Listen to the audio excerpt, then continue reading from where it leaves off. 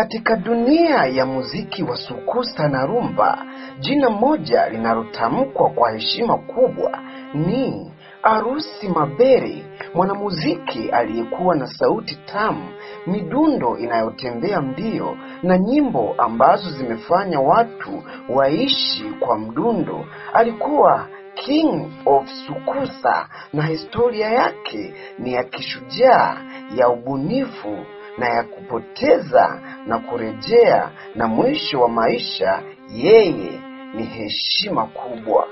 Arusi Mabere alizaliwa kama Benoti Auren tarehe ya 24 Oktoba mwaka 1953 katika mtaa wa Potopoto, Brazzaville, katika Jamhuri ya Kidemokrasi ya Kongo. Alikuwa ni mtoto wa kawaida kati ya wengine, akizaliwa katika familia ambayo ilikuwa na upendo wa kimuziki. Najua kwamba sauti ya kinanda, vicheko, midundo na biti na muziki wa mitaani ulipamba maisha yake ya kila siku. Aliamua kuleta sauti inayowanogea watu, ikichanganya unyenyekevu wa sauti, midundo ya kucheza na ambayo ilifanya watu kuongelea katika uchezaji. Vipaji vya gitaa na mengine mengi viliungana vizuri na sauti yake tamu. Baadhi ya nyimbo maarufu ambazo zilitambulisha jina lake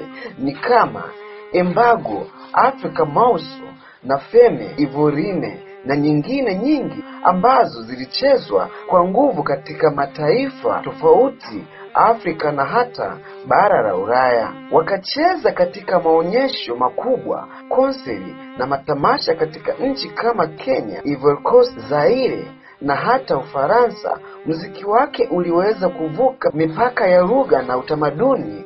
Wanawake katika bendi zote waliwapa uzuri wa sauti ya upande wa juu wa vocal choice, na mara nyingi wanawake ilikuwa ni sehemu ya utambulisho wake. Katika mabadiliko ya maisha yake ya muziki, Arusi Mabere alipitia changamoto kubwa. Alipata kiharusi na stroke ambacho kilimkwaza afya na kulitisha uwezo wake wa kuimba vizuri. Afya yake ilidhoofika miaka mingi kabla ya kifo chake.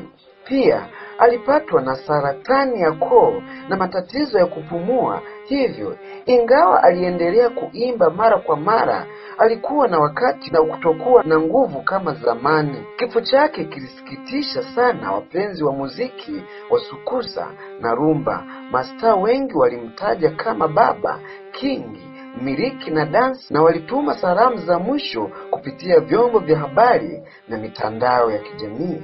Ni ajabu kwamba licha ya utajiri wa heshima na umaarufu, Arusi Mabere alikaa maisha ya uvumilivu kuhusiana na afya yake. Alipodhoofika, hakuwa mtu wa kujionyesha na alidumisha ubinafsi wake. Mara nyingi alikumbukwa kwa maonyesho ya kuhimarisha uchezaji. Alicheza ngoma na watu, kuwaonyesha midundo ya gitaa na kupiga hatua kubwa. Wakati wa safari zake alipitia uchovu wa mwili na akili, lakini moyo wake haukuacha kuimba au kutia moyo.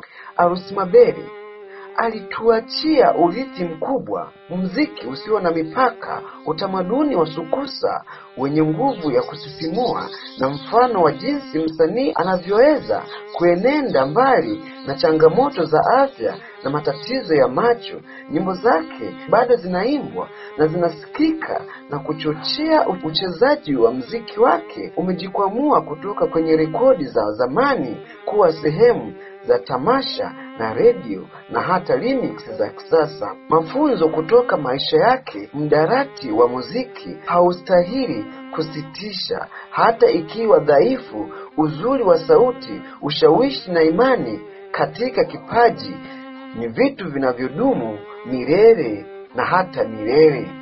Hivyo, usisahau kusubscribe na kutani on notification. Hii ni 49 Media.